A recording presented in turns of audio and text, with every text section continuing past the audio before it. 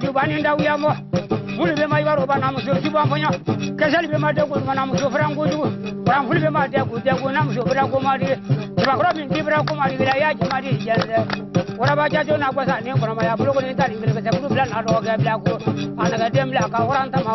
ma kle to na kle miela don ka daga so mai jango mi ka ne a fe na la tende wa do ko ga serela kaula jira ko na to ma kaula kana ko na to ma ka do bla jira ko na ka bo bla kana ko na ebra se ko ga kala du do ko wuli ka bolo ko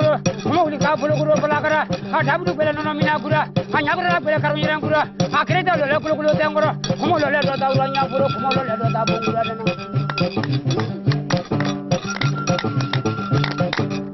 wa tu ma ye dan de nya la jaga sabule mo ya ko wa jan le kadina ko jina ne kadina jaga jina ne kadina de ko mo le kura na de ko mo le sala de wa tu ma ye dan de nya la ne de le ko ma de awai bu ni ka ko ya amo ta ne de ko to jaga tulun de se le da de lu ban na du so bu ajina bolle tulun ebe majina no ye kanina o don so jina no ye kanina o kurula jina no ye kanina edi do jina no ye kanina o mam so jina bolle se ka don so jina bolle se anya ji so ye se ko no do ko si be ye se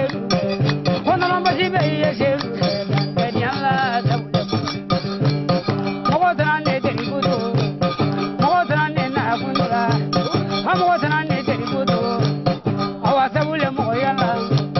mo brato longo angoni ko kono brato ko braro o shigana ta kushaya apena tola longo mo ta ne de ko do la luzo brato su ko ro luzo kamre brato su ko ro luzo brasa ko braro luzo chamo brasa ko braro o shigana ta kushaya apena tola longo amo ta ne de ko do ala bo ko no la